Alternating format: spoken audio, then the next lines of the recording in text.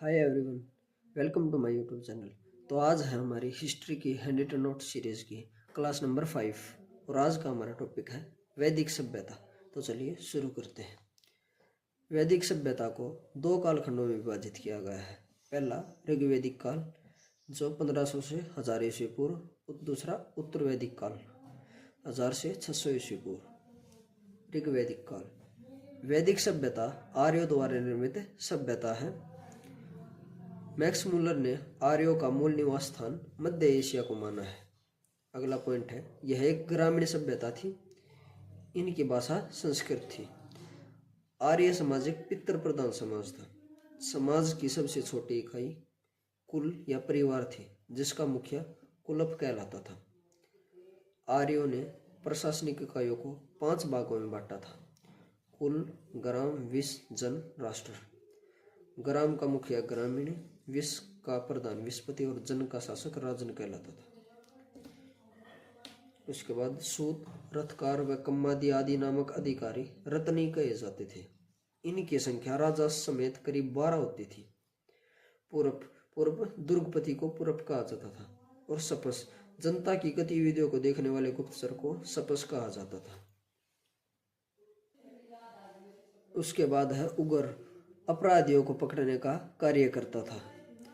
सभा एवं समिति राजाओं को सलाह देने वाली संस्था थी। समिति के अध्यक्ष को ईशान कहा जाता था। युद्ध के लिए गविष्टि शब्द का प्रयोग किया जाता था, जिसका अर्थ है गायों की खोज। उसके बाद है दशराग युद्ध।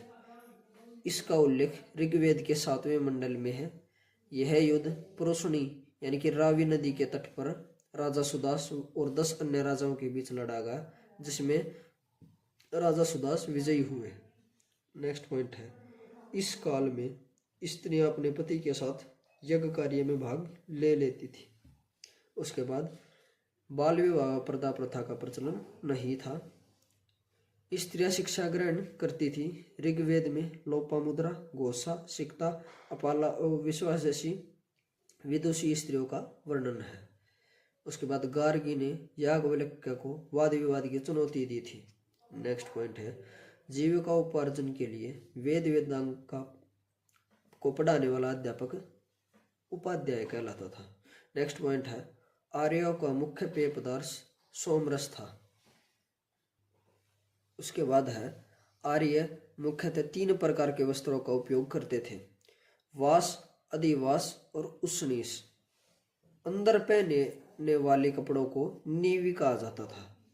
अगला पॉइंट है, आर्यों के मनोरंजन के मुख्य साधन थे संगीत, रथ दौड़, घुड़दौड़ और दूत क्रीड़ा। नेक्स्ट पॉइंट है, आर्यों का प्रिय पशु घोड़ा एवं सर्वाधिक प्रिय देवता इंद्र थे।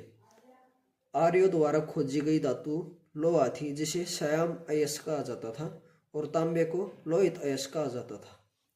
नेक्स्ट पॉइंट है, व्यापार हेतु दूर दूर तक जाने वाले व्यक्ति को पणी कहते थे, और ऋण देकर ब्याज लेने वाले को वेकनाट यानी कि सूदखोर कहा जाता था। ऋग्वेद में 25 नदियों का वर्णन मिलता है। इस काल में अतिथि को गोवंता कहा जाता था।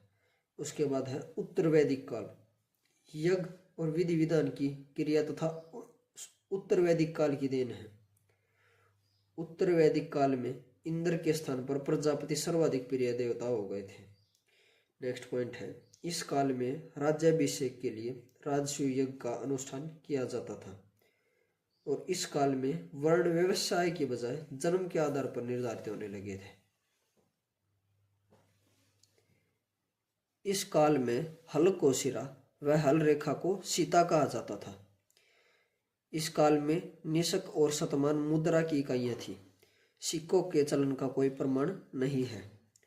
गोत्र और आश्रम व्यवस्था का उल्लेख सर्वप्रथम उत्तर वैदिक काल में हुआ था। श्राद्ध की प्रथा पहले दत्तात्रेय ऋषि के बेटे निमि ने शुरू की थी। उसके बाद अगला पॉइंट है, उत्तर वैदिक काल में कौशाम्बी नगर में प्रथम बार पक्की ईंटों का प्रयोग किया गया था। 3 आश्रमों ब्रह्मचर्य, गृहस्थ, वानप्रस्थ का उल्लेख उत्तर वैदिक ग्रंथ छांदोग्य उपनिषद में मिलता है। उसके बाद है, उत्तर वैदिक ग्रंथ वृहदारण्यक उपनिषद में पुनर्जन्म का उल्लेख किया गया है। अगला पॉइंट है, ऐतरेय ब्राह्मण में चारों वर्णों के कर्तव्यों का उल्लेख मिलता है। और भारत का प्राचीनतम दर्शन सांख्य दर्शन है। इसके अनुसार मूल तत्व 25 हैं, जिनमें प्रकृति पहला तत्व है। अगर आपको वीडियो अच्छी लगी होगी तो वीडियो को लाइक एंड शेयर करें तथा चैनल को सब्सक्राइब करें। Thank you.